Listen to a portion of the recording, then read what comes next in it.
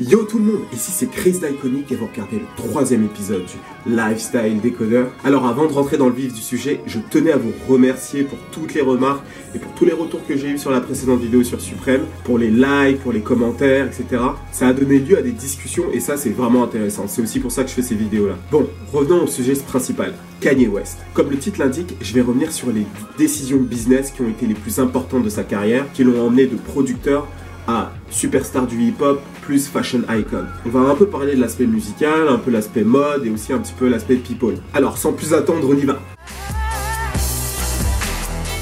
Kanye West arrive dans l'industrie du hip-hop en tant que producteur fantôme. C'est-à-dire que des producteurs reconnus s'approprient son travail de beatmaker, producteur, moyennant rémunération. C'est une pratique qui est assez courante aujourd'hui dans le monde du hip-hop et même, j'ai envie de te dire, dans le monde de la musique. D'ailleurs, ton producteur favori a sûrement lui aussi des producteurs fantômes, si je t'assure. Et donc c'est grâce à ça qu'il a pu intégrer donc l'industrie du hip-hop. Mais ses intentions ont toujours été très claires, devenir une superstar du rap. Il rappe depuis très jeune, il a jamais été vraiment reconnu pour ça et les gens avaient plutôt tendance à se diriger vers ses talents de beatmaker en fait. De son travail de ghost producteur, il a finalement pu devenir un vrai producteur, c'est-à-dire que son nom a pu être crédité dans les morceaux qu'il produisait. Et parmi ses premières instrus, il y a eu celle de Benny Siegel pour le morceau The Truth. Benny Siegel, pour ceux qui ne savent pas, c'est l'une des révélations du label de Jay-Z et Rockefeller. Et par la suite, une deuxième instru pour Jay-Z lui-même, pour le morceau This Can Be Life, extrait du projet de ce dernier, The Dynasty Rock La Familia, qui est sorti en 2000. Donc, première étape atteinte pour le gamin de Chicago. Ayant apprécié son travail, Jay-Z a de nouveau fait appel à lui pour The Blueprint, l'album suivant, et qui est pour moi l'un des meilleurs albums de Jay-Z, au passage sorti le 11 septembre 2001. Bref, à cette époque, Kanye West crie à qui veut l'entendre qu'il est aussi rappeur, qu'il n'est pas que producteur. Mais personne s'y intéresse. Quelqu'un veut écouter ma démo? Personne? Ok. Elle est où la MPC? À force de charbonner, un label va finir par s'intéresser à Kanye West, le rappeur producteur. Et pas des moindres, puisque c'est Capitol Records. Donc les choses commencent à aller dans le bon sens pour Kanye. Dans le même temps, Kanye West a gardé une très bonne relation en fait avec le label de Jay-Z et Rockefeller. En particulier avec Damon Dash, qui est le boss en fait du label. Lors d'une session d'enregistrement en fait, Damon Dash va finalement prendre le temps d'écouter sa démo et il va se manger une vraie tarte. You changing diapers? Je vous mets les projets en lien. Et suite à cette session studio, Damon Dash va aussi lui proposer un contrat de rappeur-producteur. Finalement, le Kanye West se retrouve dans une situation où finalement il a deux contrats qui lui sont proposés, exactement ce qu'il veut. Comme Yeezy avait déjà donné sa parole en fait à son contact de chez Capitol, il voulait pas en fait revenir là-dessus. Donc c'est très naturellement que Kanye West a refusé le contrat proposé par Damon Dash. Et comme par hasard, son contact de chez Capitol l'appelle pour lui dire que finalement cette signature ne sera plus faisable. Il est retourné voir Damon Dash pour lui demander si ce contrat était encore faisable. Le gamin de Chicago a donc été signé chez Rockefeller et le reste c'est l'histoire.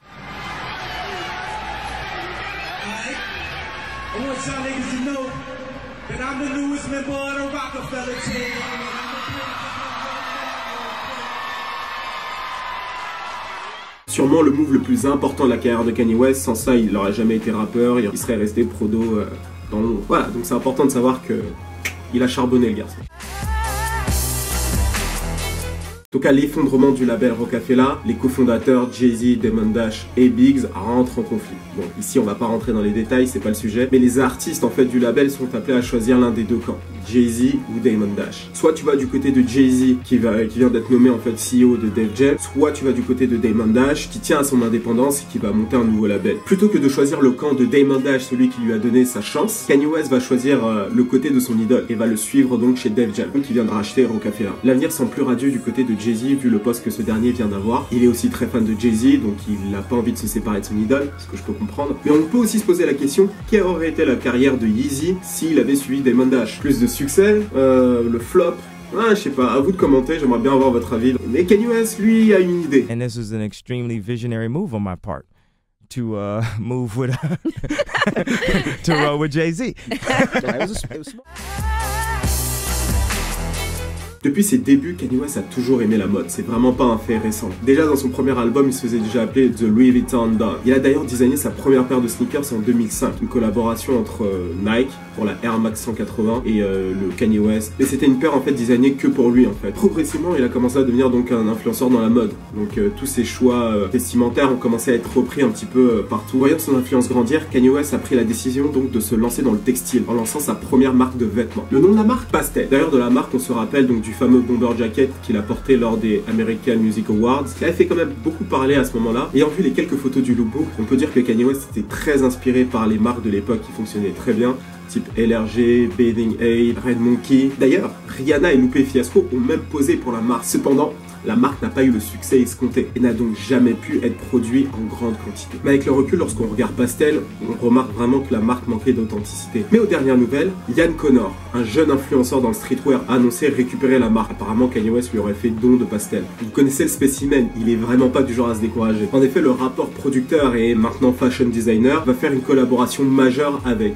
Louis Vuitton, modèle devenu iconique, placement de produit, mais il ne réitérera pas l'expérience car la chaussure coûte trop cher en magasin et son public n'a pas vraiment les moyens de se payer cette paire. La même année, il réalise sa collaboration avec Nike pour créer la fameuse Air Yeezy, qui rencontre aussi un franc succès et qui est beaucoup moins cher au passage. C'est-à-dire que pour la première fois, Nike va faire confiance à un artiste pour concevoir un produit de A à Z, donc il marque l'histoire d'une certaine manière. Et rebelote en 2012 avec la Air Yeezy 2 connaîtra aussi un franc succès. Dans cette joie, Kanye West va s'emporter un petit peu et en 2012 il va présenter son premier défilé qui va faire un vrai flop d'ailleurs. Mais peu importe, Kanye West a réussi à être pris au sérieux en tant que fashion icon en étant stagiaire chez Fendi ou en collaborant avec APC. J'ai mis cette rubrique à part parce qu'en soi c'est un autre très gros move qu'on peut pas mélanger avec le reste. Je m'explique. Cette signature de Nike à Adidas a été l'un des moves les plus risqués de sa carrière car tout le monde l'attendait au tournant. D'ailleurs on se rappelle tout le bruit qu'il faisait dans les radios à l'époque. How, Sway? You ain't got the answers, man. You ain't got the answers.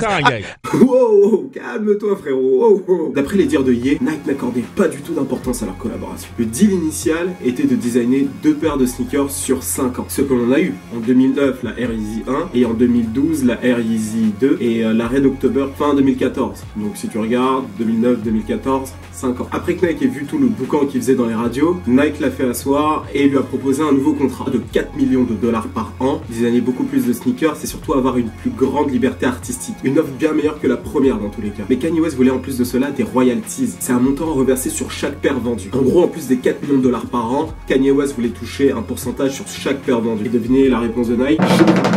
1000. Non, tu n'es pas un athlète, donc tu ne peux pas avoir de royalties. Et de là, Kanye a pris le seum et il s'en est donc allé chez Adidas, qui eux étaient carrément chauds de lui reverser en plus d'un montant fixe par an des royalties sur chaque paire vendue. Donc tu comprends aussi pourquoi la Yeezy Boost est en plus grosse quantité que la Air Yeezy. Chez Adidas, il bascule complètement d'univers. Lorsqu'on regarde Yeezy Season dans son ensemble, l'univers est très sombre, camouflage, beaucoup de couleurs, skin tone. La Air Yeezy faisait beaucoup plus sneakers, sport, beaucoup plus coloré. La Yeezy Boost 750 fait beaucoup moins sport et casse complètement avec l'univers de la Air Yeezy. Surtout lorsqu'on sait que cette fois-ci, il a plutôt été inspiré par les Ugg. People joke that they look sort of like the Uggs, right? But what's so bugged out is I'm really working on trying to make a sexier Ugg. Sûrement comme toi, lorsque je les ai vus pour la première fois, j'ai vraiment détesté le modèle. Aujourd'hui, j'aime le modèle. Je trouve qu'il est plus moderne et beaucoup plus en accord avec notre époque. Oui, je suis une girouette.